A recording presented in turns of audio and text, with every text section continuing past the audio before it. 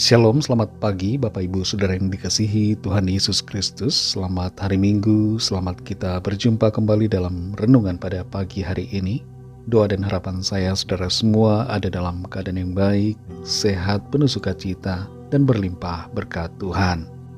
Sebelum kita mendengarkan renungan firman Tuhan, mari kita berdoa. Bapa Sorgawi, Bapa dalam nama Tuhan Yesus Kristus, Tuhan dan Allah kami yang hidup dan berkuasa, yang berdaulat atas segalanya. Kami bersyukur untuk berkat kemurahan-Mu.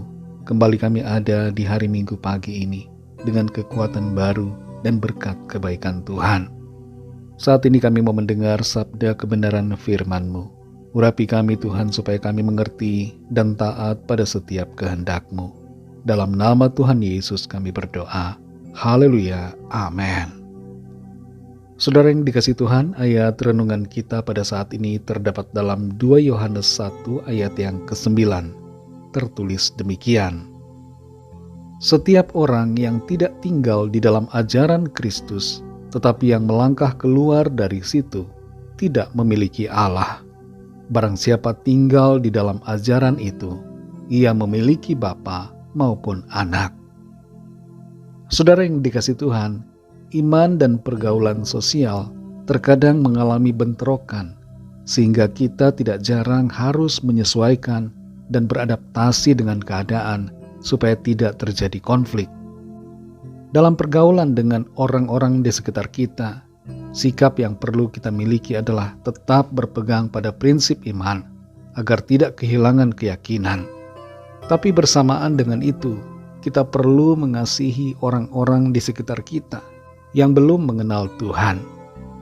Tindakan mengasihi bukan berarti kita melepaskan iman kepada Kristus, tapi mengasihi merupakan wujud dari iman yang dinyatakan dengan perbuatan kasih tanpa pandang latar belakang dan perbedaan. Tidak perlu kita mengasingkan diri dari lingkungan sosial.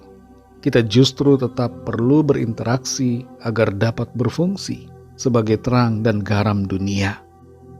Dalam 2 Yohanes 1 ayat 9 ini dikatakan, setiap orang yang tidak tinggal di dalam ajaran Kristus, tetapi yang melangkah keluar dari situ, tidak memiliki Allah. Barang siapa tinggal di dalam ajaran itu, ia memiliki Bapa maupun Anak. Ayat ini dengan tegas menyatakan pentingnya kita semua untuk tetap tinggal di dalam ajaran Kristus. Sebab hanya ajaran Kristus sajalah satu-satunya ajaran yang benar. Karena Kristus adalah kebenaran, dan barang siapa percaya kepadanya akan mengalami keselamatan. Ajaran bukanlah hanya sekedar sebuah gagasan atau nilai, tapi ajaran berhubungan dengan keselamatan kita. Kalau kita meyakini suatu ajaran yang salah, maka itu berarti kita berjalan di jalan yang salah dan akan berakhir pada kesalahan, bahkan kebinasaan. Tapi kalau kita meyakini dan menghidupi suatu ajaran yang benar dan tinggal dalam ajaran yang benar itu, maka dapat dipastikan bahwa kita akan sampai kepada tujuan yang benar, yaitu keselamatan. Kalau kita baca dan perhatikan ayat 9 dari 2 Yohanes 1 ini, mungkin ayat ini terdengar sangat eksklusif dan menyinggung ajaran-ajaran yang lain.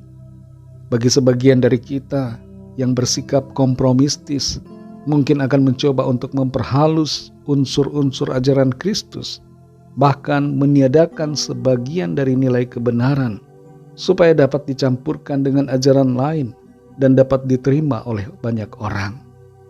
Tapi kita lihat di sini apa yang dinyatakan oleh Rasul Yohanes dengan tegas. Ia menyatakan bahwa hanya ajaran Kristus saja yang benar, dan itu sebabnya kita harus selalu tinggal dalam ajaran Kristus itu, supaya kita diselamatkan. Apa yang dimaksudkan dengan ajaran Kristus tidak lain adalah Injil yang menyatakan tentang Yesus Kristus adalah Allah, Tuhan dan Juru Selamat. Yesus Kristus telah datang sebagai manusia, telah mati di atas salib, dan telah bangkit dari antara orang mati pada hari ketiga, serta telah naik ke sorga dan memerintah atas segala sesuatu. dan ia akan datang kembali yang kedua kali di akhir zaman. Setiap ajaran yang tidak mengakui Tuhan Yesus Kristus sebagai Allah yang telah datang sebagai manusia adalah ajaran antikristus. Saudara yang dikasihi Tuhan, mari tetap berpegang teguh pada keyakinan iman dan ajaran Kristus di tengah-tengah lingkungan masyarakat yang sangat majemuk ini. Kita dapat tetap bersosialisasi dan secara bersamaan tetap beriman teguh pada Tuhan Yesus tanpa harus menanggalkan keyakinan kita. Jangan pernah melangkah keluar dari iman yang benar. Tetaplah tinggal di dalam ajaran yang benar dan di dalam kasih karunia Tuhan Yesus, agar kita tidak kehilangan keselamatan, tapi mengalami kebahagiaan dan kehidupan yang kekal. Mari kita berdoa. Terima kasih Tuhan, kami bersyukur untuk firman-Mu yang sudah kami dengar. Firman-Mu mengajarkan kepada setiap kami, agar kami tetap tinggal di dalam ajaran yang benar, yaitu Injil keselamatan. Dan sungguh-sungguh beriman percaya kepadamu, tinggal di dalam kasih karunia-Mu. Tidak keluar dari pengajaran yang benar, tidak keluar dari kasih karunia Tuhan, tapi terus berpegang teguh, beriman yang kokoh kepadamu ya Tuhan Yesus. Tolong kami ya Roh Kudus, kuatkan hati kami untuk tetap percaya di tengah-tengah situasi dunia yang seringkali melemahkan iman. Kuatkan kami untuk kami terus memancarkan sinar kemuliaan Tuhan. Kami berfungsi sebagai terang dan garam bagi dunia ini. Terima kasih ya Bapa. Berkatilah kami semua di sepanjang hari ini dalam segala aktivitas kami, dalam tugas, pelayanan, dan dalam segala hal. Biarlah di dalamnya nama Tuhan senantiasa kami muliakan. Kami membawa kepadamu setiap pergumulan kami masing-masing. Biarlah tangan Tuhan melawat setiap kami dan menyatakan kuasa, mujizat, dan pertolongan-Mu bagi kami. Terima kasih Tuhan, dalam nama-Mu yang kudus, nama Tuhan Yesus Kristus, kami sudah berdoa dan mengucap syukur. Haleluya. Mari sama-sama kita berdoa, doa Bapa kami. Bapa kami yang di sorga, dikuduskanlah nama-Mu, datanglah kerajaan-Mu, jadilah kehendak-Mu di bumi seperti di sorga. Berikanlah kami pada hari ini makanan kami yang secukupnya, dan ampunilah kami akan kesalahan kami, seperti kami juga mengampuni orang yang bersalah kepada kami. Dan janganlah membawa kami ke dalam pencobaan, tetapi lepaskanlah kami daripada yang jahat, karena Engkaulah yang punya kerajaan, dan kuasa dan kemuliaan, sampai selama-lamanya. Amin. Terimalah berkat Tuhan. Tuhan memberkati engkau dan melindungi engkau. Tuhan menyinari engkau dengan wajah-Nya dan memberikan kasih karunia. Tuhan menghadapkan wajah-Nya kepadamu dan memberikan damai sejahtera.